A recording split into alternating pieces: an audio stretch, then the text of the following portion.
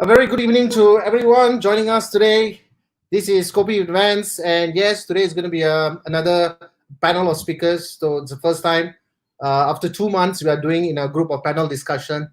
And today's discussion, if you look at our title and the topic, it's about mental health and cyberbullying. All right. So please keep on asking questions because we have a doctor in the house, an ex-military expert. He's also in the house, and we have a great a speaker is also on the house. So everyone is just experienced, ready to share all their knowledges and share their tips with every one of us. So let's bring in one by one. So let's invite Dr. Arvinder. Hello, Dr. Arvinder. Hi guys, how are you? Good evening. I'm good. So let's get some more speakers up on the stage. So we have Bavani. Where's Bavani? Bavani? Hello, hi, good evening. Hello. Evening. And we have the last but not the least, the military guy, the ex-military guy.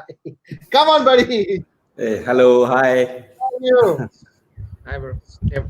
Thank you for joining Coping Hands today on Tuesday evening. And of course, the topic that we all agreed to speak on, because there's always a special interest in us, whether it's in the corner of the heart or the bottom of the heart or the top of the, wherever it is, but still an interest. And the topic itself has a very deep meaning into it, mental health and cyberbullying. And I think this is the time that even though it's we are containing the viruses, but we never conquer yet.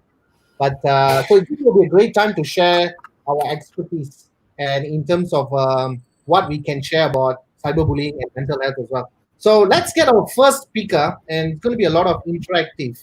And before I go on, Doctor, can I just have a quick introduction about yourself? Maybe perhaps about 1 or 2 minutes. Right.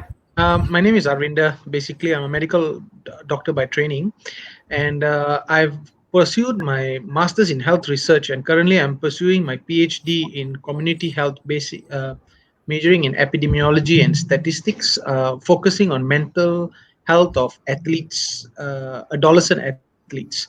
I have also been doing freelance statistics for COVID-19 in Malaysia, Singapore, UK, and US. And my main interest is just basically in mental health, diabetes, shockwave therapy, and sports medicine. Thank you, Doctor, for the humble introduction. So now we have the thorns and the rose. So let's get the rose first before we get to the thorn. Bavani, let's get into you. Hi, my name is Bavani Periasamy. I speak a lot on the area of gratitude and appreciation. And my favorite and most passionate area of work is working with youth and young adults. I feel that that's the right place and the right age to work with them to believe in their dreams and helping them set a mindset way before they enter the workplace later on. So cyberbullying is something that is concerning me because it's very much involved with what I do on gratitude. This is the total opposite of it. So yeah, that's why I'm here with you once. Thank you for inviting me. Thank you, Bavani. Bavani is one of the a speaker. She speaks very often on seminars and conferences with thousands of people. So thank you, Bavani, for allocating some time for us to share this great discussion and topic. And next, we are going to go back to my buddy here. Sakthi is, buddy, you do the introduction. Yeah. Hi, Sakthi. I was an ex-military officer, and currently I'm actually associate director in the financial industry. And I also I'm an entrepreneur running my own company in terms of working with other entrepreneurs. And my key focus is always about individual mindset, when we talk about self-discipline, mindset, in terms of looking into resilience. So I work with numerous entrepreneurs regards to that. And of course, I have my own channel. So as you can see, I love to talk, I love to speak and share. So I use my channel as a platform to share and also invite numerous others. Of course, it was inspired by Vance himself. Yeah, and great to see you guys today. Thank you, Sakthi. You've always been humble, and thank you so much. Thank you, guys. Before we even get into the topic today, I just want to talk a little bit on the post-traumatic stress disorder, because I think that is where Doctor is going to talk a little bit more on the mental health, and then we're going to come back into a lot of information. Well, I think even when we talk about the PTSD, it's a mental health condition. It may include flashback, nightmares, severe anxiety, as well as uncontrollable thoughts about the event, Children also can be very dangerous, right? Recurrent, unwanted distressing, memories of a traumatic event, upsetting dreams, nightmares, severe emotional stress, or physical reaction, something that reminds you of a past. Even though we are living in the current, but they tend to have a lot of past memories that's coming in and bothering them. Some can be also be in the future. But you see, the interesting topic today is why we gathered here is to share the experiences. And some people might be experiencing aloneness, loneliness, and then going through all these symptoms without then realizing it. And even as our family members might not know it. So, what are these areas that concern that we are going to speak to which doctor, and then later we come back to Q&A to both and the entire crowd. But doctor, why don't you take it first? Let's start up in the mental health because we have a lot of issues with mental health, and I know Yep. you have something to share with us. So, take it on, doctor. Sure. I will just share with you my screen of what's happening right now. So basically, I'm going to talk about mental health and on the COVID-19 era, so that we have a bit of perspective because there's something that's really affecting everyone. So basically, when we saw about the COVID-19 hitting us again, all our doctors went this way. I think everyone was like, oh my god, because we had MERS-CoV, we had SARS. Everybody was worried about the next coronavirus. But again, we had people who were saying, hey, coronavirus only what? Okay, what? So you see, Yep. as you can, Luis Suarez here, who is taking a different type of corona, and you can see most of us, like Fauci here, who is not only hitting his head when Donald Trump says something, but all of us are a bit disappointed with some people and how lightly they're taking the coronavirus, not only because of what it does physically, but also because it does mentally. Sorry, this is a very busy slide, something which I've done lately. It just to show what is our current condition in Malaysia and Singapore of the coronavirus. Just to share with you, you don't have to pay attention to anything. You just have to pay attention to this line, which is a R naught. That means one person infects one person. It means that one person who has coronavirus, they have a potential to infect another one person.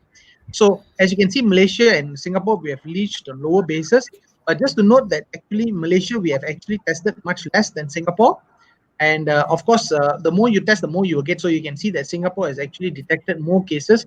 And Malaysia, the active cases, as in 2 days ago, was 1,351, and Singapore was 13,162. So what everybody has not talked about much, and it has got very little highlight, is what COVID-19 is actually doing to our mental health. So as you can see in the Star newspaper on April 16th, that COVID-19 to have profound mental health fallout. And I, being me, have always advocated for have been lately advocating for mental health, especially in COVID-19. I wrote to actually Malaysia Kini and put up my paper, small, I would say, a letter, which is a factual letter on mental health and get help before it's too late. It was published on 19th of May. As you can see, the amount of awareness it's got, there's only one share. Of course, I know many other people have been sharing on social media, but direct shares has only been one. But what I would like to point out is what is happening in the US. Sorry, as I go along, you will see these QR codes. So those people who would like to see the entire full article, you can just screenshot whatever I'm sending you, and then later you can use your handheld devices to just access. So in America, as you can see here, what is actually published by Healthline, where there are more and more Americans reporting significant and sustained increase in symptoms, depression, anxiety related to COVID-19. And this is the main things which we are seeing. Now, women, minority, people with pre-existing health conditions, and adults under the age of 34 have reported higher rates of fear and anxiety. And I think what Vance has also mentioned about PTSD, which is post-traumatic stress disorder, that is also going to come, and it may come sooner than later, affecting people who have got coronavirus and all those people who are having coronavirus and those people who are yet to be infected with coronavirus. So what we are all seeing is not only that, we are also looking at people, the main issues now, we are looking at people who are having accidents, drunk driving, with a lot of accidents happening. One of the reasons it could be is because of the implication of COVID-19 for mental health, and it causes substance abuse. Now, it is not only the mental health issue, but what happens out of this mental health issue. So substance abuse, we're talking about alcohol, drugs, smoking, all of this, we have not yet seen the peak of it. It is just the tip of the iceberg. What is going to come soon? Those patients who are having very severe, who had only who are drinking very little, we are going to see the binge drinking and also their dependence sooner in upcoming times. This pretty lady is Dr. Rosina Ellen Khan. As you can see, in the UK, they have taken it very seriously that they have a cabinet minister for mental health, and she's the shadow cabinet minister, meaning she is in opposition. What I would try to like to point out here is, as you can see, that even she has voiced out her opinions that suicides among healthcare workforce is a rising concern. The NHS staff, which is the also the equivalent to Kementerian Kesihatan here in Malaysia, they also need access to mental health. So what I'm trying to say is this doesn't only affect laborers or people who are from a certain income group. It can affect anyone. In fact, professionals are even much more susceptible to it compared to others as well. And it depends on how strenuous your job is. So I got a brief chart here of what is actually happening. So we have the general physical health and the mental health. As you can see, where we were, for hand hygiene, mask, disinfecting material, social distancing, which actually concerns your general physical health. Previously, we held people who said, never mind lah, it's okay, nothing much. But what really concerns me is that we had people in the back of their minds, COVID-19, am I going to get it? Will I suffer? Hey, so little known lah. Did I already get it? Will it come to my country? Then slowly, will it come to my state? Slowly, will it come to my district? Next thing, will it come to my housing area? Hey, does my neighbor have it? So Okay, these are all the type of things. I got to interrupt you here. Yes, so sir. can you say that pretty much everybody, somehow or other, having a little kind of a depression, anxiety, and stress as we speak? I would say definitely anxiety and stress, and if that spirals out of control, it may lead to depression as well. Okay, so just hang on, doctor. So we just push the question to our army expert here. Sure. So, I mean, in terms of resilience and confidence and determination, you are from the military and you are leading a big group and kind of stuff. What do you think? When you in the army, would you also have the same kind of what doctor is relating to? Definitely. You see, the key factor in when we talk about this COVID-19 is about uncertainty. Whether you talk about the different levels, whether you are guys who are running professionals, whether you talk about entrepreneurs running your own business, or it's about uncertainty in terms of my health wise. Will I be infected with the coronavirus? Dr. Arvinder, I think, pointed very correctly. It's from will it come to my country, to my district, down to whether my neighbor have it. And when I go out there, to a shopping center or to a market, and the guy coughing beside me, the seriousness of even myself coughing in an open public is much more different what it used to be about 6-7 months ago. Yeah. So there is this level of anxiety and concern, because we are talking about humans, safety, survival. So in that perspective, yes, definitely there is a level of anxiety. But the good thing, what I realized, I noticed as well, because I run every single day. I love to run. I think that's the only way I use that to center myself. And suddenly, the good thing, I'm thankful that over here, though we had the circuit breaker, we were allowed to exercise. And I was very glad when that thing came about. You can run so long as you take your personal discipline to take responsibility. And I realized that suddenly, I used to run in this particular park in Pasir Ris, the eastern side of Singapore. And I run at about 8-9 p.m. in the evening, or later part of the evening, and it's quite quiet. And nowadays, it's so crowded. It's like suddenly, where did these people come from? Are they from my neighborhood? Everyone is exercising. So it's a clear indication that people are anxious. But I think some or other is how they manage the anxiety. That's the key thing. If they some may decide to go on substance abuse, they thought drinking may be the best. But the good thing is that if with proper guidance and with the correct peers and so on, if exercise in other modes with families and so on becomes a habit, then I think it's a good sign. It's a good sign. So do you agree with that, doctor? What Sakthi said, that running is a part of release stress. We all know that exercises releases stress and anxiety because you are feeling the hormones are getting adjusted. What do you think about that? What do you think about that, doctor? So I think it is the way you channel your energy. So some people exercise, some people decide to work overtime. Like me, it's been a 25-hour a day job now. Some people decide to spend more time with family. In fact, what Sakti has brought up is a very, very accurate point, because I got patients who are coming to me with anxiety and stress and depression, and saying that they don't know what is going to happen with the COVID situation. I told them, hey, look on the bright side. When are you ever going to get time off work, the time which you are getting now? Spend it your time with your family. Do you ever want to do any educational course which you wanted? I was so happy that Harvard came out with so many courses which you can do for free. Have you ever tried that? And she just looked at me and she said, no, I always wanted to do so many things, but I never had the time. I said, good, now's the time you have it. So she has channeled her energy that way. And like what Sakti says, if you are blessed enough to find it, it'll be a fantastic thing. Of course, it'll be a good thing if it's health related, like exercise. But I think mental health wise, as long as you can channel your energy somewhere else, fantastic. Thank you, Doctor. Just, Thank you. sorry, Mans, Yeah. just to add on to Doctor. Yeah, I agree, because let's use. I just want to share this point because I do my own live shows and I talk to a lot of the guys out there, entrepreneurs and so on, and I realize that a lot of them who had always complained that my life has been like super fast, subway is like it's just going fast, and suddenly everything comes in a halt. And if you put or channel your energy and really take some time to reflect, they suddenly start doing a lot of things that they had never time, they had no time, or they felt that they had no time. For example, I myself, I've been talking about writing a book for the last 2 years. And I did that within the last 1 month plus, the main script of the book is out. So, and many others. So yes, it's true. It doesn't have to be a run. It has to be any other things that you can channel, your passion, your interest, or something you wanted to do. That will take away the interest. Yeah.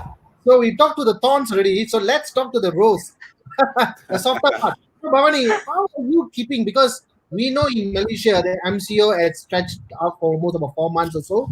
I think 4 months, right? 2 months plus. 2 months 2 months plus. plus, yes. So Yeah. how is that becoming, and how you are keeping yourself motivated? Or the main question right now is, how are you keeping others motivated? For me, I'm an introvert, so I'm kind of liking this and enjoying this, staying at home. No traffic jam. I get to my meeting in 1 minute, just need to open my laptop. I don't have to find parking. But that's the thing. For me, it's how I focus my attention on. And of course, me being a bit obsessed with gratitude, that helped me. So which is why in this last few weeks and 2 months, I've been talking a lot on gratitude, because I think Doctor will understand this. It's been a standstill in Malaysia where, you can't go to work. Businesses stop, like literally stop. Everyone just had to overnight close down and, literally locked in your house. You can't go jogging. We were only allowed to, start jogging, going to the parks, 3-4 weeks ago. So for a good 6 to 7 weeks, we were literally prisoners at home. You can only go out to buy food, basic things. And every other shop was closed, and people's business was literally, people had, especially those with, I think, daily wages, they were badly affected. So what I was trying to do was trying to tell people, as much as things are bad, and this may sound cliche, but there's a lot of things to be thankful for. And the biggest thing that you can be thankful for is that you can breathe without any help of the machine. It may sound like, some people tell me, it's easy for you to say that, but I say, literally think about it. How many people are in the hospital unable to breathe right now? And you can breathe, you see. Yes, tomorrow is uncertainty. We don't know when's our next paycheck going to come. You don't know what's going to happen, how you're going to feed the kids, all that. Yes, I truly understand that. But at the same time, there's a lot to be thankful for. And, exactly that. You're at home, what's not been done. It's good time to be with the family. You don't have to run for appointments. The only appointments you run to is the ones on the laptop right now. But you save time on, traveling, finding parking, going around. You have more time right now.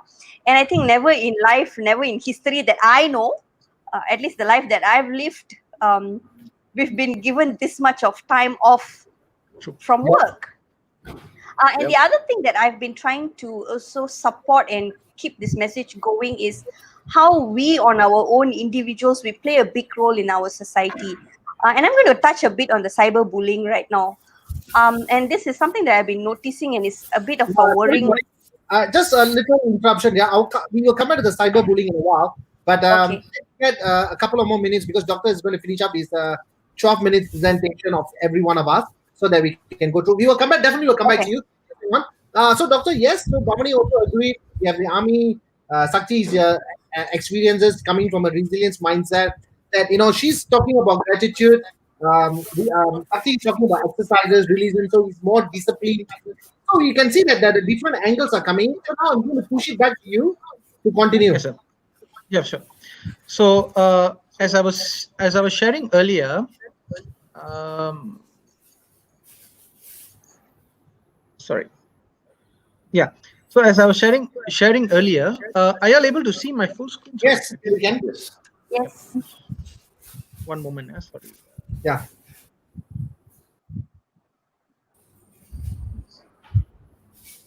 We were talking about the chart. Yes. Yes. So yeah. So basically, what happened was we had the never mind la attitude, and then we had all these other factors which was going about mental health. Then now where are we? Suddenly everybody says, "Hey, oh my God, this is serious. Maybe I should comply." I hope it is not. Maybe I should comply. I think it is. I should comply.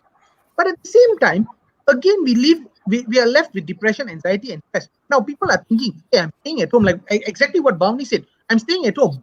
Daily job wages earners. What is going to happen to us? Some people are thinking, "Hey, am I infected with COVID-19?" They are talking about asymptomatic and symptomatic patients. Those people who are stuck in a way very far apart, they are thinking about their loved ones saying, my loved one's infected. My supplies how? Everybody remember when the first CB and the MCO started, how people started running for rice and eggs and all supplies as if it was the last day on earth. Don't forget the bread. Oh yeah, oh my God. When I saw bread, I seriously, somebody was telling me, wow, you saw bread today, you better go and buy number. I said, why are you talking? Number shop closed. But it was at that level. And the most difficult part was people are with anxiety and stress are thinking. And I'm only talking about people who are newly developed anxiety and stress. Can you imagine those people already with anxiety and stress and depression? Now, all of this group of people are thinking, hey, am I going to still be infected? Have I already been infected? Am I going to infect my child? I will just share with you a story. One of my patients was so depressed. You know why? She just delivered to a baby girl. She had upper respiratory tract symptoms. And I told her, I said, you better isolate yourself and all that. All she wanted to do was just carry and kiss a baby. And you know what? I had to make her wait for a good month just to make sure that she doesn't infect. But can you imagine the anxiety and stress that will go and happen? She has to express her breast milk. There's so much of other protocols which are involved so that you can actually feed the baby milk, and the baby actually had to go on formula milk. There's so much of other issues. But the bigger question was about other people who were not at this position. Some of them did not know how to channel their energy, and they went into substance abuse. I've got chain smokers who I've successfully stopped them on smoking are coming back now with symptoms of starting smoking again, which is really sad. I really spend a lot of time getting them. And the thing is, because there's so much of free time, people don't know what to do. So it is extremely important to address that issue, which was then, but maybe we have already passed that boat. But I think more importantly is where we will be in future. You can see on a few things like you have contact dermatitis, which is people who keep washing their hands. And on mask, as what Bhavani was saying, and even Sakti, you will see that sooner or later everybody will be like that. Mortal Kombat. Everybody will be Mortal Kombaters. Hopefully with surgical mask. Please leave the N95 for our healthcare professionals. But other things of buying disinfectant, 1 meter, 2 meters, these are all solved problems. But look at the mental health status of the mental health region on this area. I've also put social distancing. How will the new norm affect us all? Like somebody was saying, last time when you sneeze, somebody says bless you. Now when you sneeze, everybody wants you out of the room immediately. Run away. Run away. Exactly. Sneeze into your elbow. You can sneeze anywhere you like. Some people are going to ask you to leave. And more importantly is, are we actually addressing the issues? What about supplies? Those people who are coughing and sneezing, I'm actually worried about the B40 group who are unable to afford things like masks and they go to the shops. Are they allowed in the shops? That's also one other problem. The other two is people thinking about meeting other people again. The fear of meeting people, children meeting their parents and grandparents, also another issue. The fear of being infected, fear of already being infected. As you can see, the problems keep adding on. Have I had it? All of the things have gone down. And will we go into lockdown again? That's what people ask me. If this whole situation is happening like that, will we go into a lockdown again? And will I have mental disorders because of this? In fact, most of them are worried about a mental disorder, but they don't know that they are already having it, which is what we are here today to advocate about mental health among people. So what we can do is basically make sure that our family members comply to the new norms. Of course, social distance, mask yourself, disinfect material, hand hygiene, hand washing. Ensure that we look after each other. Kita jaga kita. Ensure we look after ourselves. Vaccinate yourself when the vaccine is available. I'm already seeing anti-vaxxers online saying don't take the vaccine once it is out. We haven't even started and we have already got resistance to it. Can you imagine? And most importantly is what I was sharing just now. Show compassion and do positive things. Channel your energy towards positive things. Don't keep thinking about negative things. What the community can do, as I mentioned before, is a similar same thing of what you can do by yourself of social distancing, masking yourself, etc. And prevent overcrowding. Where are the overcrowding? Among foreign workers. So communication between employer and staff. Foreign workers need to be given proper housing addresses. Make sure that they are not overcrowded. Now, these next 2 points, businesses must comply with new norms and set up COVID resource center. Why? Number one, you want to get correct information. As you can see, there are a lot of fake news which is going about, which is making even people more anxious and depressed. Number two is, if you know that all businesses are complying to proper norms, proper SOPs, you will feel, you yourself will feel indirectly, how shall I put it? You'll feel calm about it because you won't think twice. Yo, is this place dirty? Are they complying to SOP? If everybody follows, you are actually at a calm level, and subconsciously you know that everybody is following. So why should I be anxious about it? And of course, people should vaccinate their staff whenever it became possible. And the most important thing is people must understand that mental health can affect anyone. So get your mental health assessment yearly. We have people like befrienders who can listen to you. And do not discriminate against people with COVID-19 and those people with mental health. You discriminate people against COVID-19, you are making sure that they undergo mental health issues. If you discriminate people with mental health issues, you are going to discriminate the COVID-19 patients and also people with mental health. You must remember, having a mental health issue is like having a cough and cold. Anybody can have it, but it's also very, very treatable. The most important thing about mental health is identifying and getting treatment. The most important thing is the power is in your hands. So wash it. People power is absolutely important. I learned about something in Malaysia where the government has given a certain amount of procedures and SOPs to follow, but there are people who decide to opt even more, have stepped up their game. That means, you do like you're not compulsory for you to wear a mask when you go to the grocery store, but they implement that. So the power is in people's hands. Once all this happens, you are actually implying, people actually will think and say, hey, you know what, people are actually implying much more stringent measures. So if I'm going to get infected or will I get infected, at least that anxiety reduces. So Vance, the next, I'm actually going into cyberbullying. Would you like to go into that, or we'll come back to that in a while? But what I'm going to do now is I'm going to push it to Bavani because we do know that lots of situations are happening in the cyber world, which is the social media. Even probably I can be a cyberbullying, either be a victim or be prey, or I can be, so it can happen to anyone. So let's dive into Bavani because Bavani got some interesting topic about cyberbullying and as well. So Bavani, you have about 12 minutes before we jump to Sakthi to understand a little bit more on how we can overcome it. So I'll leave it to Bavani first. Bavani. Vance, first of all, I think I must say you are not cyberbullying. You are very cyber friendly, at least to me. 12 minutes for a speaker, tough job. Wait, let me try. That's why I'm giving you a challenge.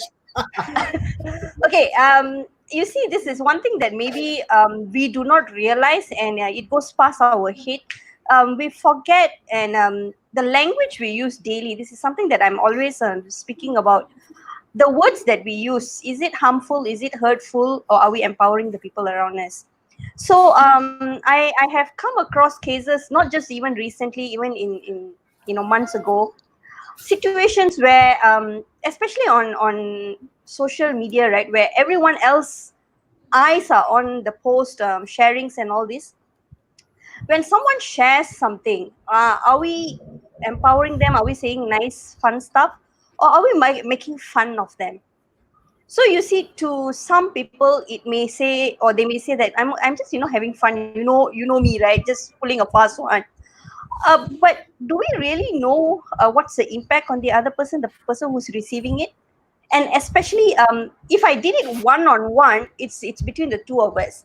But when it's out there for so many people to see, it's something that I don't know whether people are able to accept that fact. And very recently in Malaysia, we had a very young girl who actually took her own life because her posting was made fun of. So you see, one person sharing a phone and a post and making fun of it is one thing. 20 other people jumping in and making fun is making it worse. And it's going back to the mental health that we're talking about. How is that person going to accept this whole thing? And it's simple things. Let me tell you, this is not just even on Facebook or Instagram. It even happens on professional platforms like LinkedIn. People post something, are you giving them empowering feedbacks or comment? And even if you disagree, I think there's a way to agree to disagree than bashing people or putting down people or questioning their competency and integrity. I mean, if you don't agree with something, you can always choose to say, I respect your views, but here are my views. That's one way where people know, okay, you thought of something this way, I thought of something, but it's this way.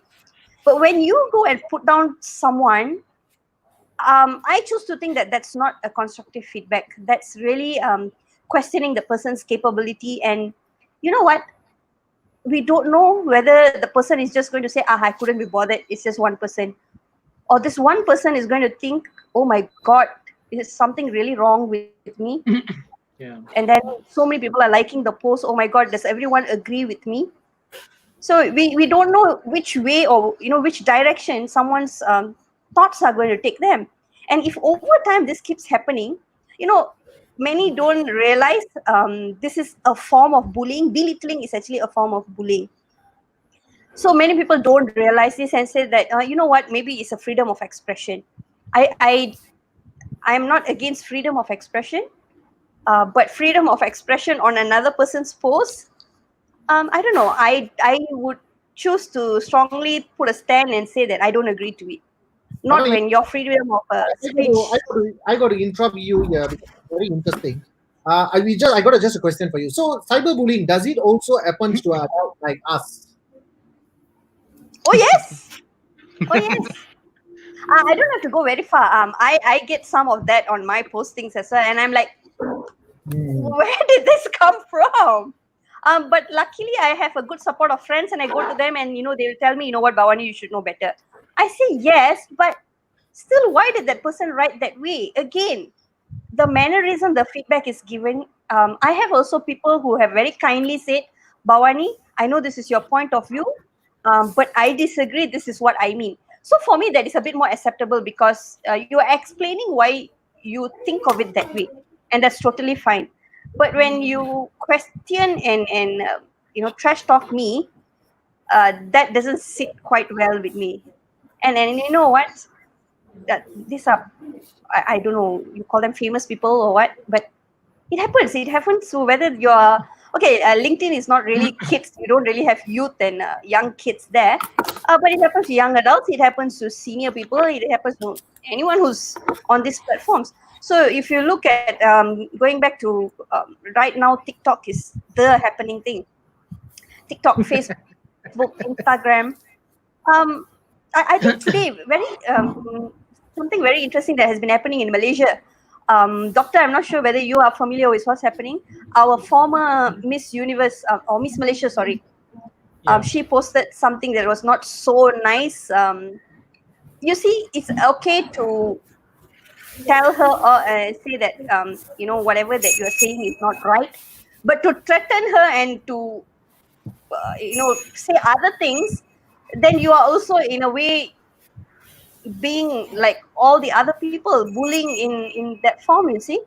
So calling people off is one thing, but threatening is also another thing, and it's happening every day around us. Sometimes it just goes undetected, unnoticed, or people do not associate that to bullying, and that is worrying to me, because people sometimes say, oh no, they're just making fun, or they're just expressing their opinion. Many conversations when I say, I think you should tell someone that you are not okay with them saying that, and they say, no, I think they mean well, maybe I'm taking it personally. But imagine if people keep suppressing these emotions over time. I'm not sure where it's going to go lead.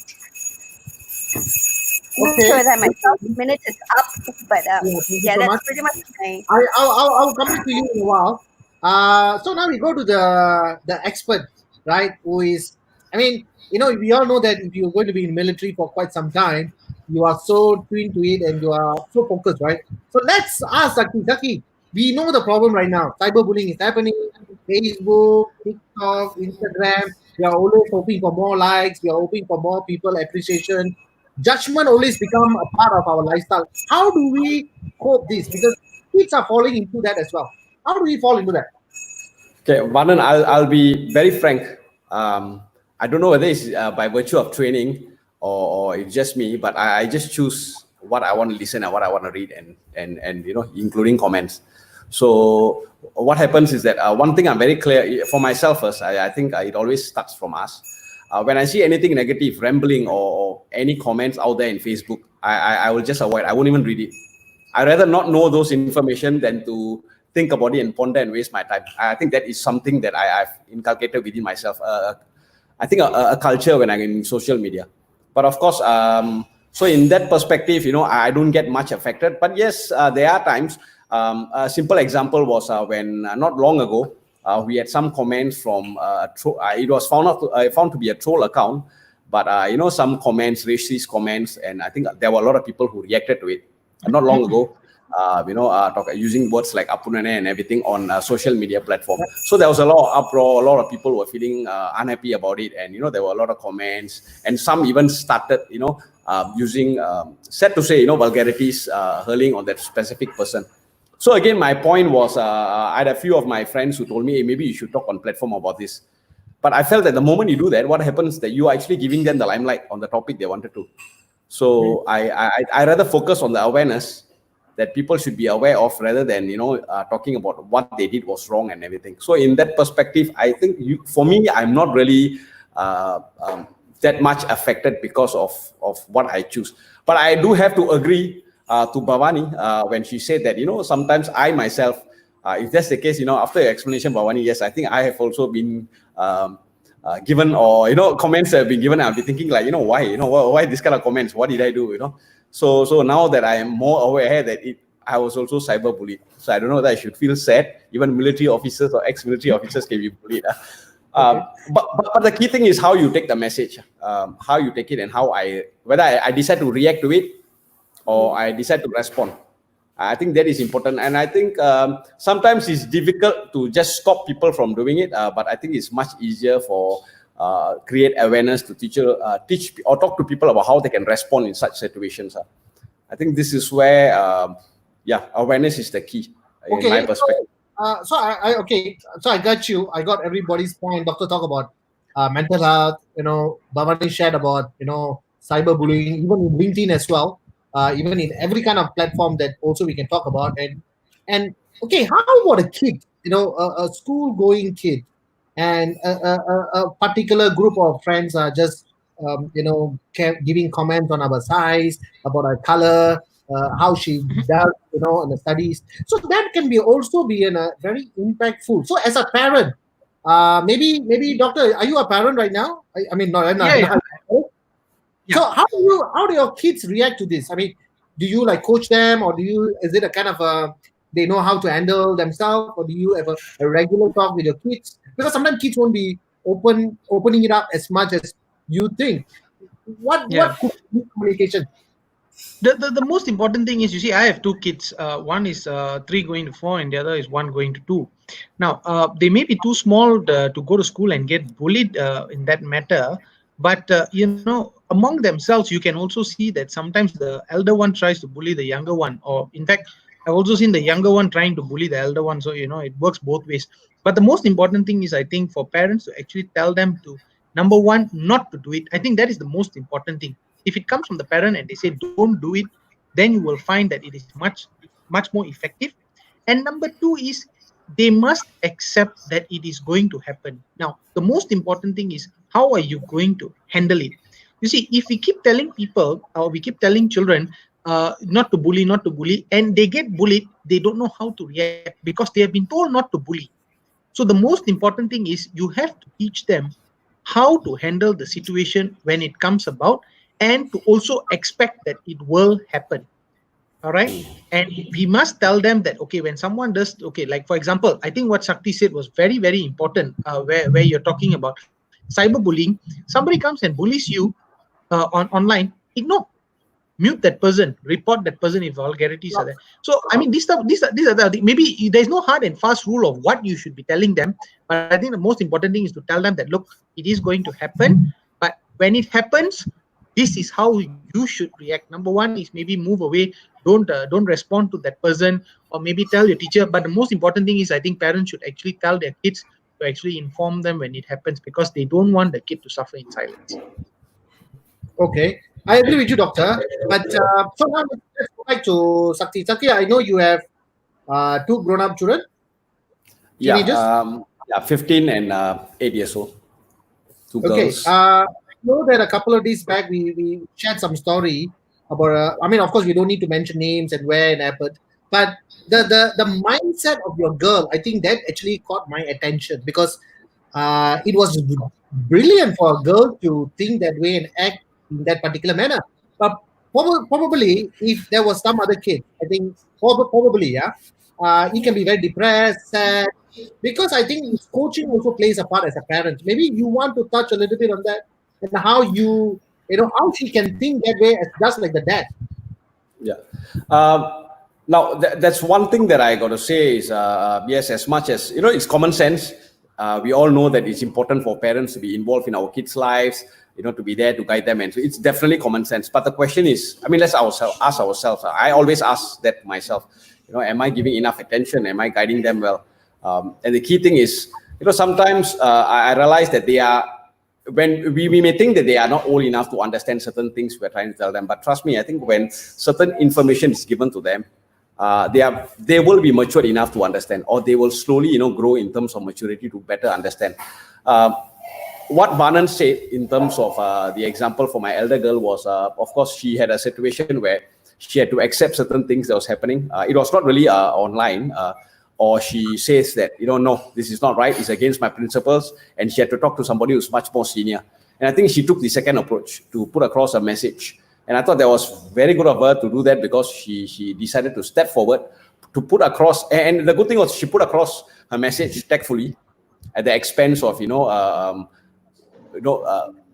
come up forward to put across a point, and at the same time at the expense of losing certain appointments that she should have got if she had just kept quiet.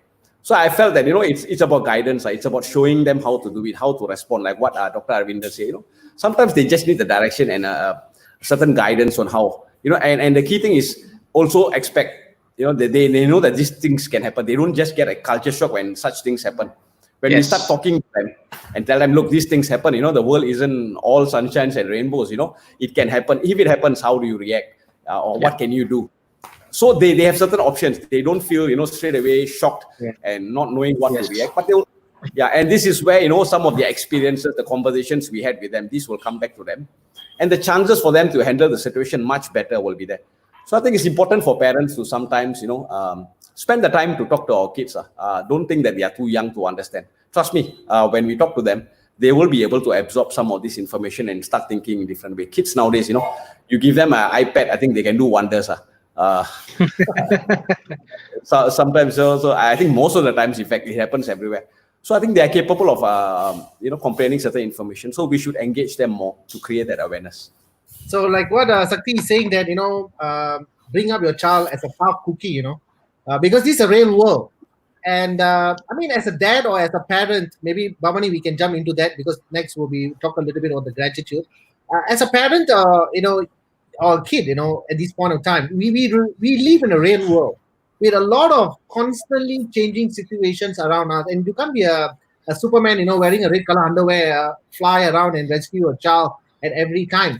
But I think as a parent, you need to train your kid in a way that you don't be a bully and you also don't get bullied and come back, right? And for myself, just a little experiences. For all my kids, I put it in a very tough cookie. I don't want you to come back and crying to me and say that you get bullied. Rather, I want to hear complaints that someone come and tell me you are bullied. You must be the one who protecting others, do right stuff. So in a young age, I put them into sports. So I think sports plays a very important part in the fitness, cultivating the mind and the body. But Bhavan, by be grateful, be full of gratitude. Do you think this also will help the younger generations? Because we know that we live in a full of harsh conditions. But of course, gratitude is another topic that we can dive into. But do you think that this will also help the kids upcoming, to a better person? Using gratitude, you mean? That's right. I think these are conversations. I must make a disclaimer right now. I'm not a parent, but I'm sharing on what I converse with my friends and all this. I think parents have conversations with kids from a young age. Don't overprotect, but neither coddle them too much that they cannot accept, if they lose something. So they need to understand every game that some you win, some you don't win. This goes back to also studies. There are times you are number one, there are times you may be number two. Prepare them, yes, prepare them for the best, that you must strive hard, work hard and all that. But at the same time, it's also a message that you need to put that it's okay if you don't become number one once in a while, if you don't get 100 all the time, because we also have suicide cases when it comes to not doing well in exams. Can't take that pressure. I think this is a conversation where parents need to have from an early age that, yes, I want you to do the best, but nevertheless, whatever that you do, I'm okay with it. And not go after them. Oh, you see, the neighbor's child got all A's. How did he Yeah. get 98, not 100? Yeah. How come your marks dropped to 92? It was all the while 98. So I think these are conversations. And let me share one story that one of my friends shared with me recently. And it's also coming back to cyberbullying just after that young girl took her life. So his son does a lot of videos. A young boy, he does a lot of videos, experiment. He puts it up on YouTube and stuff. So he had a conversation with both his kids and say, you know what, it's awesome. Right now, your friends, my friends are all going saying nice things, supporting you, saying all the best, good job, and all this. But you need to be prepared that not all the time this is going to happen. You need to know that at times someone will go and put the dislike button on the YouTube. Yeah. And there will be times that people will come and say, oh, this is an amateur work. Or someone will come and say that, this is so childish, like a kindergarten standard. And this is something that you need to know and be ready that it may come. If it doesn't come, it's good. But the conversation that he had, I thought was very empowering, because now the child is in a mental state that when it happens, it's not at a point where, oh my God, why did this happen to me? The child could probably be able to process this better. And he also now knows that he has this space to go back and speak to the parents about it. Because imagine a lot of children, maybe sometimes they don't speak with the parents. So this child now knows that he can always go back and speak to the father or the mother that, you know what, someone did this on my YouTube. Rather than just keeping quiet and suffering and say, why didn't someone like me? Why did they say those words to me? So I believe, like what Mr. Sakthivel said earlier, helping them to become a tough cookie is one. Having the conversations with them, you sort of, I think it's also helping them understand that they can come to you and speak to you on this. And you're not going to scold them, because you have given permission, given them the space, and they can tell you that I didn't do anything, but this happened. And maybe they don't know how to respond, but at least you can guide them. because sometimes when things happen, even I'll confess, at times I don't know what to do. I need to pick up the phone and speak to someone. So, when you're very focused on the issue, you will not know how to react at times. But Right. at least they know that they have someone to call, they have someone to speak to, and that they will not be punished because of that. They didn't do anything wrong. Someone else said something, someone else bullied them, someone else belittled them, and they will know what to do. And it will be good if they know how to ignore, don't, take radical actions and all that. So for me, I think conversations that parents have with children, from what I hear from my friends, I think that's something that would really help. Thank you, Bhavani. I mean, we have different views coming in with constant flow of comments. But of course, great guys. I mean, we're going to keep the Q&A in another about 15 or 20 minutes time. But I think there's going to be another interesting topic. We have another doctor who's coming on board. The name is Dr. Priya. She has got something to say about PTSD, post-traumatic stress disorder. So let's bring her in on board. So we got more people joining in. So let's get Dr. Priya. Hi, Dr. Priya. Hi, Hi. how are Hi, you? Dr. Priya. Hi, Hi, hi, Dr. Priya. Bhavani, and hello. so that's Dr. Priya. She's actually she's a researcher. She's also a practicing doctor. But I know, Dr. Priya, you just talked a bit just a while ago, that you have something to share with us about post-traumatic stress disorder as well, and also cyberbullying. You want to take that and before we go to the Okay, thank you once. Okay, I think it was a very wonderful sharing by Dr. Arvinder, Bavani, and Mr. Sakthivel. I think there's nothing much actually I can share because I think most of it is well covered by most of them. Okay, so I think what is important is recognizing the post-traumatic event is actually very important. So does people, most of them, they don't understand what it is. It can happen from days, and it can go up to months. So recognizing that what is the cause, what could be the precipitating factors, these are things which you should be understanding. So most of the time when you lose focus, it's very normal. Like Mr. Arvind, Dr. Arvinder shared about COVID trauma. That's also a trauma, right? Natural disaster. Losing a job, that's also a post-traumatic event. So it is how we able to evaluate. So if we can evaluate and we can overcome it, this stress will become norm. So this is called the flight fight response. So in our body, we have something called flight fight response. So whenever we have something happening, so we get very stressed. That means our heartbeat goes really fast. And this is mainly because of our cortisol levels. And what will happen is we will start having all the symptoms which may mimic like a heart attack, or it may mimic symptoms of very severe anxiety. So we need to recognize that, because most of the time, sometimes patients just come in, we can't just say, oh, you're having chest pain, MI. So sometimes we need to recognize that. So the thing, this is actually one of the condition which I encountered, mostly post-traumatic event. Someone lost a family members, and then they start having symptoms. They can like having night dreams, they can't sleep. Okay, these are symptoms which is actually you want to analyze or evaluate. So you could think about the three important symptoms, which is the intrusive thoughts. So I think just now most of them, they have talked about dreams and flashback. So for example, in this COVID time, right, you are unable to attend a loved one funeral. Okay, suddenly then you will have this inside of flashbacks or dreams.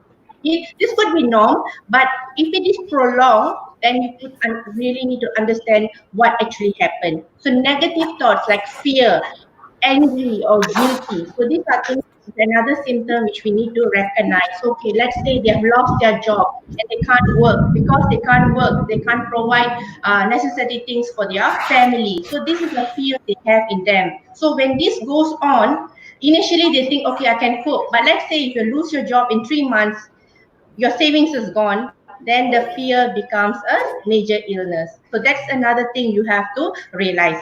The third thing is reactive. I think most of us, we have that. I think immediate response, we get irritable or we get angry. So that's also another phenomenon of the post-traumatic component. So when you have this kind of episodes, you have to really recognize, and I think what is very, very essential is to give them the support. I think if you give them the correct support and you channel them to a proper person, then the treatment will be easy. So what will happen is, if you do not give the correct support, this will lead to depression. This will lead to a real psychiatric condition or a lot of complications. I think like Madam Bavani has shared just now about a positive thinking, counseling, and then even for the cyberbullying. If we don't recognize it, that means if we do not share or if we do not listen to our children, I mean, whatever happened, so how are we going to help? So they feel social isolation. That means they don't want to talk to anyone. They keep away. So suddenly you see your son or your family members, they do not talk to you. So you must understand what something is going not right. So a person who is... Can I just interrupt you here? So if someone becomes like me, like I'm very chatty, right? I mean, I get the word like chatterbox, netpie, YID, all these words, in Tamil and all that. But the question is, suddenly one day I become super silent, all right, and I do not want to talk to anyone. Is that a sign? So that means there's yes. So that means if you are a person, you are a very cheerful person and you are talkative and all those things, suddenly you self-isolate yourself and you off your copy in once for 3-4 days. People will message you and ask you, how are you once? Is there any problem, right? So that's something norm for us, because if we suddenly social isolate without any particular reason, then means there is something wrong in us. Okay, so this is very important. Most of the time, the effort or the support has to come from our surroundings. So that is be very essential. So that means as doctors or counselors or whoever, the family members will bring in. So I'd like to share one case. Can I share? Yeah, please go ahead. So this is a patient. She is in 50s and she lost her son in a road traffic accident. Okay, so one night before the road traffic accident, the son told her, I think mom, you should have another baby. Okay, just like that. And the next day, the boy passed away in road traffic accident. Okay, it took the family members 2 years to come and meet the doctor for a counseling. Instead of that, they were finding how to do an IVF. So what can you conclude with this? They did not recognize what she went through. What they thought was, okay, she resigned her job. She did not talk to anyone.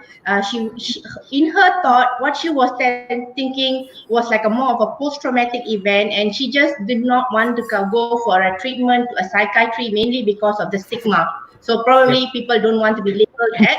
So the stigma is there. So they do not come in. But instead, she went to a gynecologist because that was the last wish of her son, so that she can have a baby. So, I mean, we're going to come back to one by one, but I think that we need to identify our situation itself, right? I mean, we need to know where we are, how our mind works. But let's say we go to the guy who runs almost every day, like 15 to 20 kilometers, like Sakthivel. When you are running, what is going in your head? Because, I mean, of course, I can comment on the exercise part, but I want it to come out from you. What is the one thing that is running on your mind? I mean, everyone is sitting at home having a coffee and on the AC and relaxing, but you are running. What is the thing that's going in your mind? Well, for me, I think the key thing about running is it's just a moment for me and myself. So I got no distractions. I can listen to whatever audio that I want to listen. It could be motivational, it could be a song, it could be just a piece of music, or sometimes no music at all. But I think it's about centering myself, the personal time. And that was what I felt. And it's being efficient while I'm running and having my personal time. Then it's 2 in 1, right? So I felt that, and I feel good about it, you see. End of the day, when I have my time with myself and it's something that made me feel that I've just exercised, I've sweated it out, it makes me feel good when I'm back. It makes me feel that I've spent a good 1 hour or 2 hours. And the distance, right? Sometimes I tend to run 15, 20 kilometers without even knowing that I'm running that far, because my focus is not on the distance or the pain. My focus is actually in the mind. Of course, the doctors will say, this is dangerous, Sakthi. You are not respecting your body and you're just going on. But again, I've been given the comments quite a lot. But I think the key thing was, it is for me to center myself, and it gives me, and I feel much more relaxed.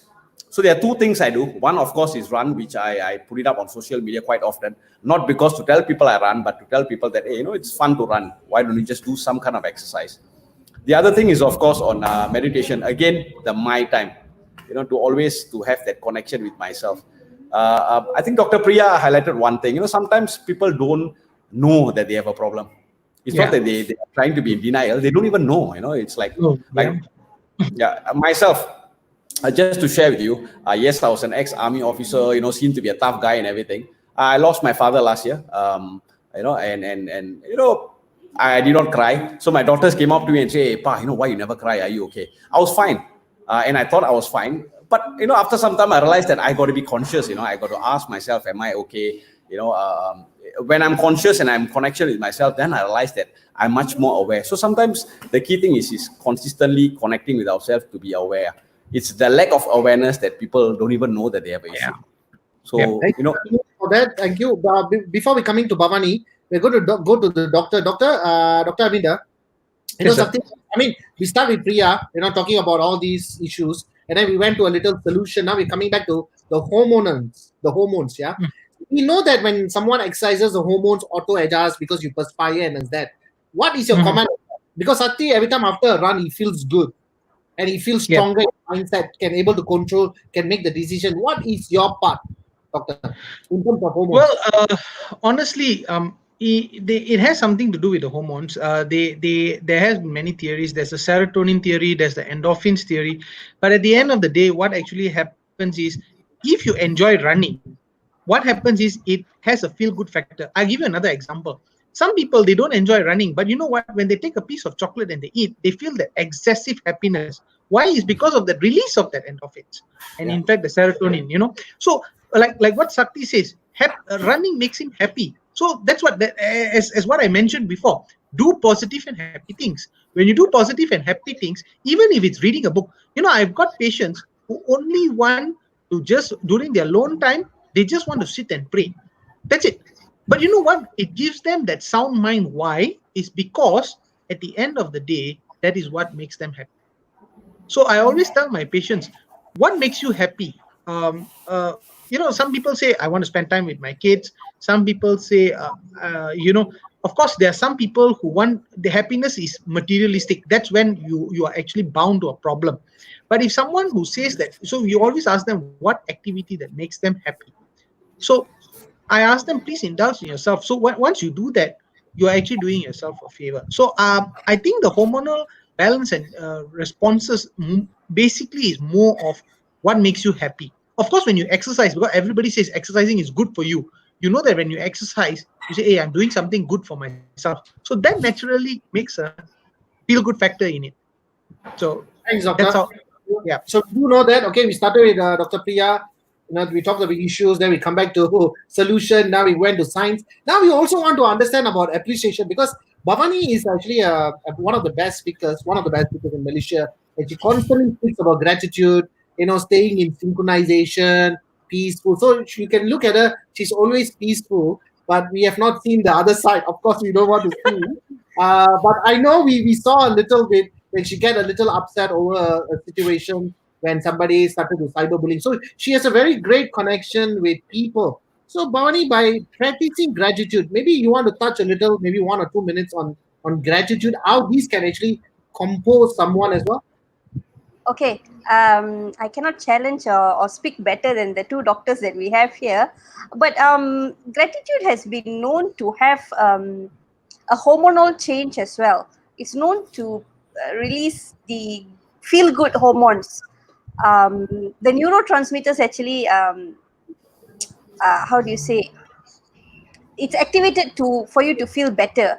So when you start appreciating stuff, simple things like if you look back at the time where your spouse did something for you. When the memory comes in, you will automatically smile. And when you smile, your body starts, the physic of your body starts to change into a more pleasant manner rather than tense. When you're tense, your pressure could go up. When you're frightened, when you are in fear, your body hormone is in that sense. So there is also a lot of studies which I won't be able to prove, but you can look up to people like Dr. Joe Dispenza and all these people. They have done studies that shows gratitude actually brings about a physical change in the body because of the hormone. And they have studied, brain patterns, people who are grateful, appreciative, joyful, happy, as compared to people who are worrying, fearful, always stressed.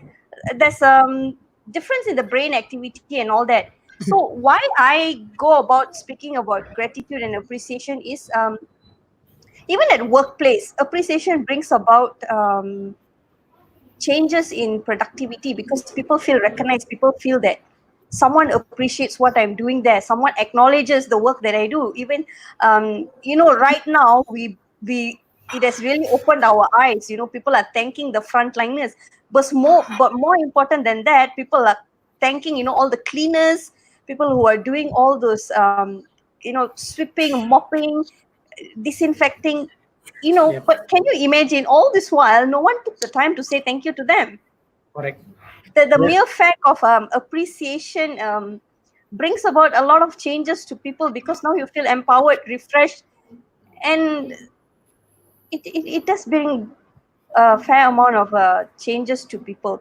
And that's why I always go back, if you don't have anything nice to say, keep it to yourself. If you've got something to say, make sure you say it, because I think people deserve to listen to what you have to say. If it's good things, make sure you say it.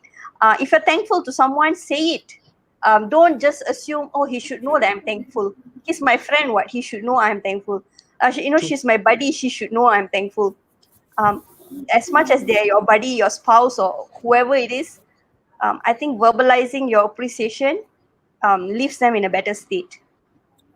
Thank you, Bhavani. Thank you for sharing that gratitude part as one of the speakers in Malaysian, most of the conferences in Malaysia. So now we're coming to the last part of it. I mean, I got to thank every one of you all to spend more than 1 hour right now, 1 hour, 10 minutes. We're coming to the last segment where we are coming into the advice for the day.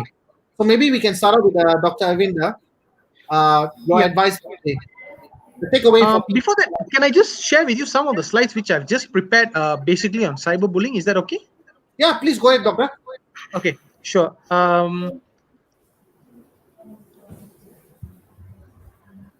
So I'll just take not more than five minutes for this.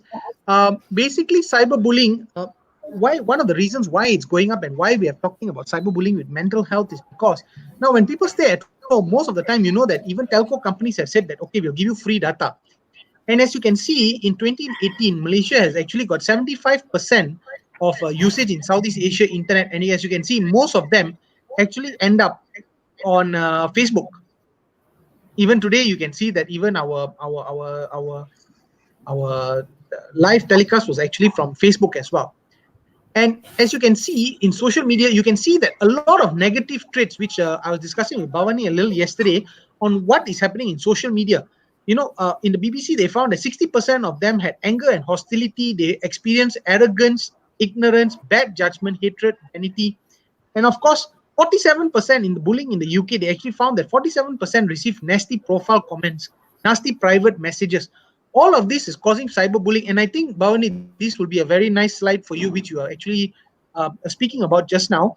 So cyberbullying can actually win in flaming. You can distribute it in flaming. Flaming meaning somebody who snapshots your conversation, changes it, and posts it online, which happens quite a bit, is fake news. Impersonating somebody else, that means they impersonate and make lewd gestures against somebody else, or even improper gestures. Harassment, as what we have discussed. Trickery, as we've seen a lot these days, people are getting conned online. Social exclusion, people telling people online to ignore them online. So that is also another issue, and cyber stalking. Now, one of the most important thing is, as you can see, Malaysia is ranked number 7, which is 23% in 2018 of people who have actually undergone cyberbullying. And this is after India, Brazil, United States. Sorry, Vance, I didn't find Singapore there. I don't know whether they participated in this study. Is that we are the lowest in the region? No, because Russia is the lowest. Oh, oops. Yeah, but anyway, I put the QR code there if people would like to snapshot and then later go and have a look. But what I'm trying to say is, even places like India, where you know the handphone usage and online usage is very high, everybody is suffering from cyberbullying. So this is what I've come to. What my advice is. That is why I went to this slide. How do I assess and what do I do?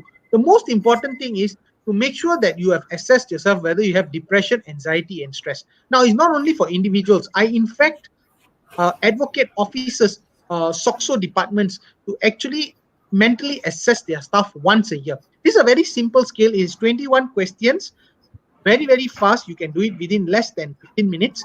It tests whether you have depression, anxiety, and stress. I've put both the QR codes here. People can screenshot this later. You can actually use it. It's a free questionnaire. And at the end of the questionnaire, it will tell you whether you have depression, anxiety, and stress. And of course, if you have any of that, you can either get social support or even professional help, or sometimes you actually just, like Bavani was telling me yesterday, that sometimes you just want someone to listen to. So there are many places like Befrienders. I'm sure, Vance, you will know some people in Singapore as well who are doing it. Who can actually have who can lend a helping ear or listening ear, in fact, to people who are having issues. And most important, I've also put a QR code here. CDC has actually come up with ways of coping with stress. So not only for COVID-19, but I think when I look at the advice, is generally it's what you can actually do as a whole to get help. So I actually quite agree with what Doctor said just now. Priya said just now. The issue of getting help early, that is the most important thing. Acceptance of your problem, and number two is getting help early. That are the two things that will actually make sure that you're on track faster than anything else. And before I end these slides, I would like to thank Befrienders, my colleagues Kavita and Farah, for their cyberbullying slides and all news portal links for their particular news which I have shared just now. So basically, my advice, Vance, to make things short, is get help as soon as possible. The moment you delay getting help, the moment there is delay in recognition. So I've shared with you how recognition is. Number one, the DASS 21 scale is there. Assess yourself. You have a problem. That is recognition. Number two is seek help. You may not want to talk to a professional. You may want, like Sakthi said, his daughter approached him. Hey, it works for you. It doesn't mean that only you need professional help. Sometimes you need advice from someone more senior.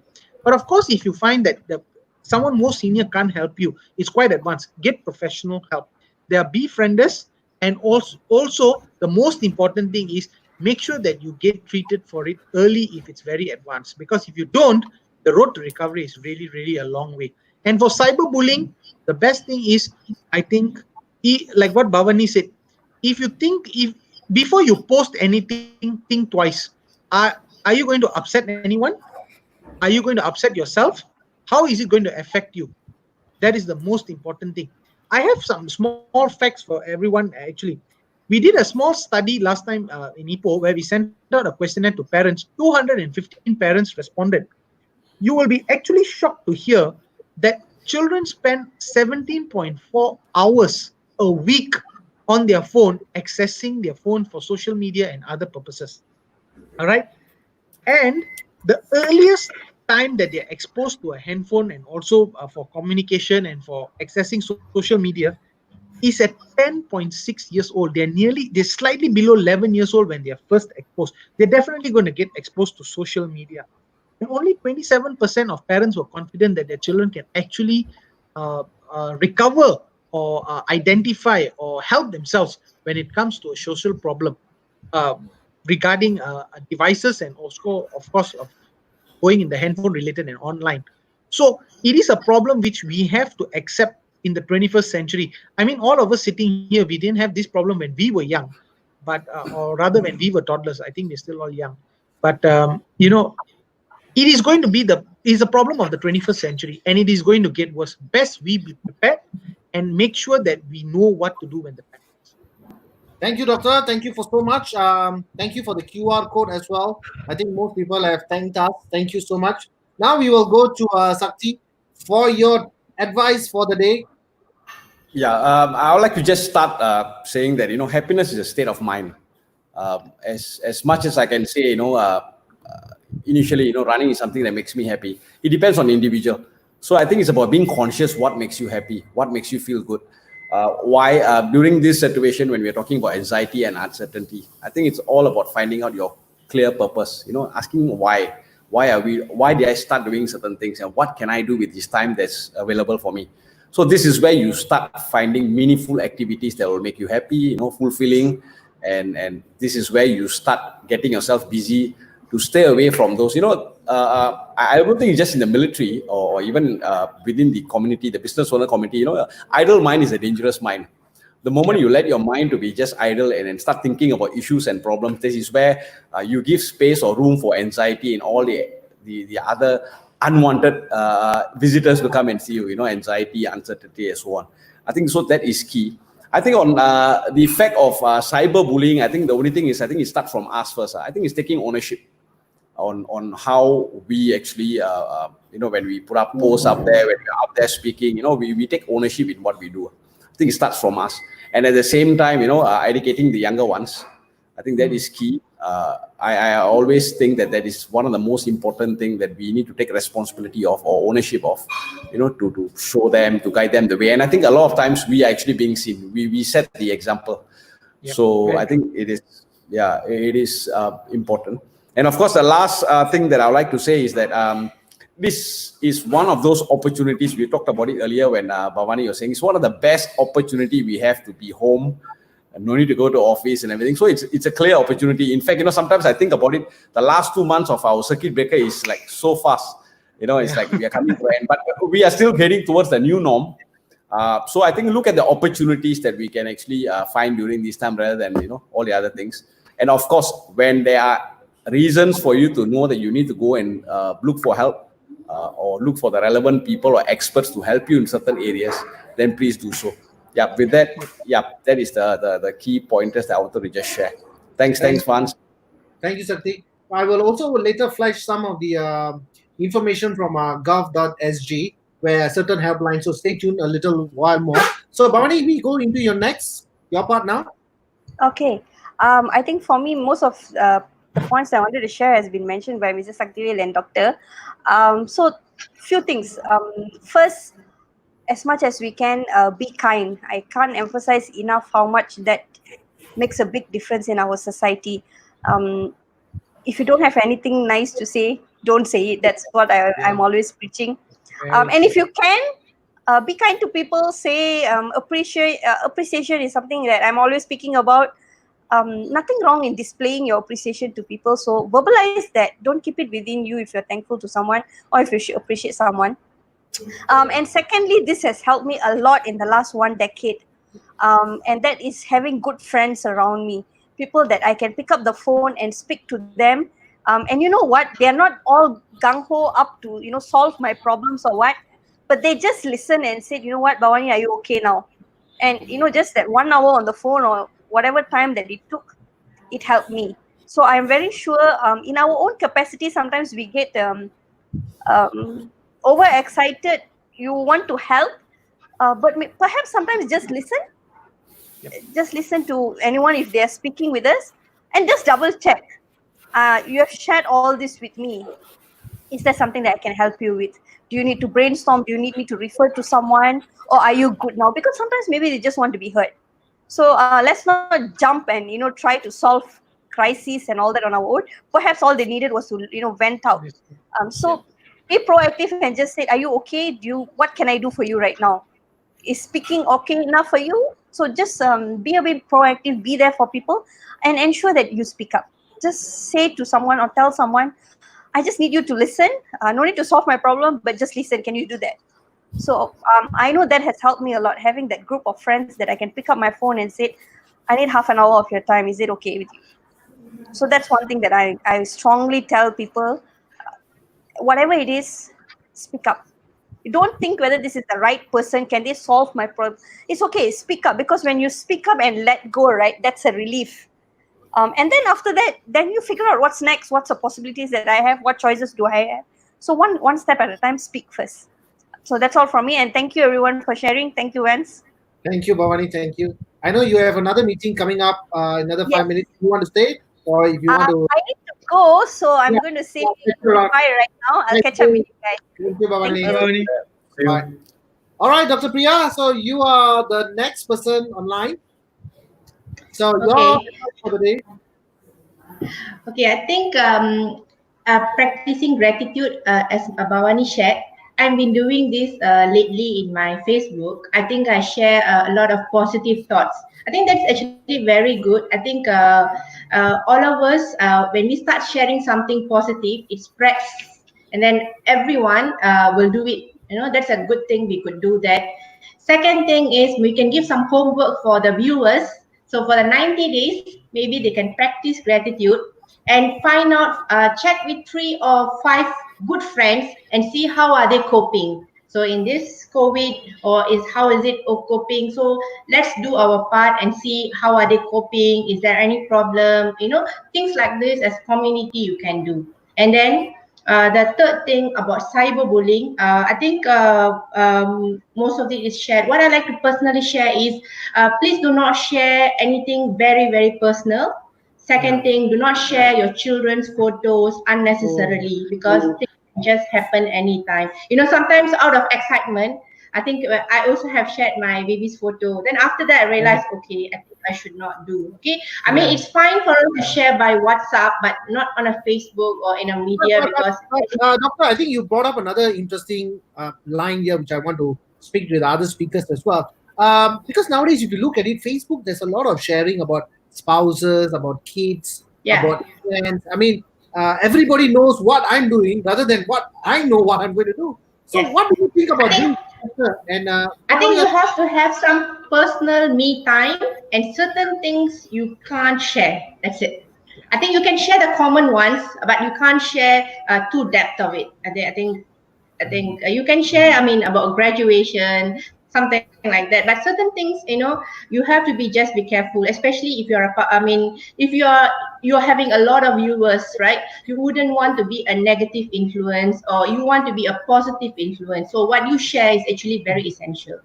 Go, and I think that's what I would like to address. I think because sometimes people share out of emotion, and then after that they delete it, and then they share again, and then we never know how things happen in cyberbullying, right? Yeah. And I think if you want to accept anyone from the Facebook or something like that, if you think that's not right, just block, report. I think it's our right. We can just do it. So I think that's not a problem. Thank you, doctor. Thank you for sharing. I'm just going to share the last, information that we have because we talked about Malaysia's befrienders information. So here are the few of the information for Singapore. I mean, if anyone is having any difficulties or need to speak to someone, this is the gov.sg website where the National Care Online is 1-800-202-6868. And for also, if you look down a bit, there's mental well-being, there's the parenting issues and violence and abuses. So these are the accurate report that you can actually, or website, you can get it from gov.sg. But for any violent cases, or even neighbors, spouse cases, or even abusing, immediate number to call is, of course, the Singapore one will be 999 for emergency. How about for Malaysia, doctor, and Dr. Priya? What is the number for emergency if someone is facing any difficulties? 994. 994. Okay. So 994 for Malaysia and 999 for 999 for Singapore. Yeah. Right.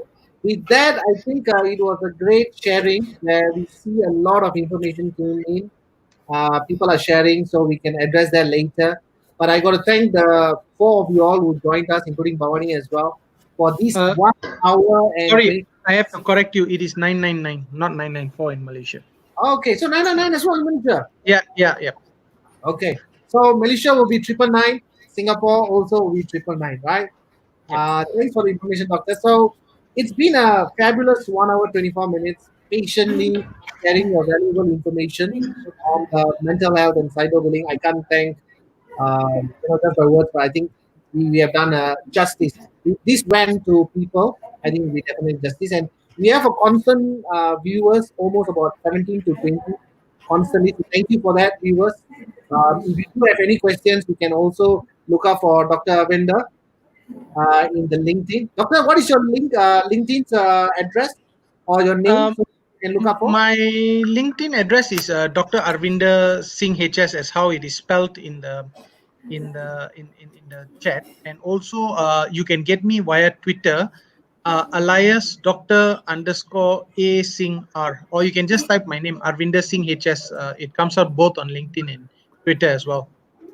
Thank you, Doctor. How about Dr. Priya? If anyone wants to have any questions or to get in touch with you, They can go to my page, Health Tips, or they can also send requests to me, Priya SH Facebook. okay. Thank you, Doctor. And how about you, Sakthi? Or you can just approach me on my Facebook page, TR Sakthivel Deva. I think I'll be there, and as well the same name in LinkedIn. So anytime, just add me, and yeah. I thank everyone, including the viewers as well, for giving us constant support with constant messages and encouragement comments, and as well as to our great speakers. Yes, Doctor, you got something to say? Yes, just one last thing.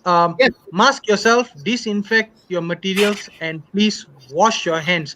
And remember, fake news spreads faster than COVID-19. So please don't be the spreader. You see, Doctor, I mean, you have proven, that is the thinking of a doctor. I'm sure Dr. Priya also got something to say. I think Only cover about mask. the viewers. I think the viewers knows. I mean, what's actually they. I mean, I'm sure they know. Okay, I mean, they know about social distance. They have to wear a mask. I think now I think they are much more aware of the consequences and the complication. You just have to handle. I think if you know how to handle, I think things will get better.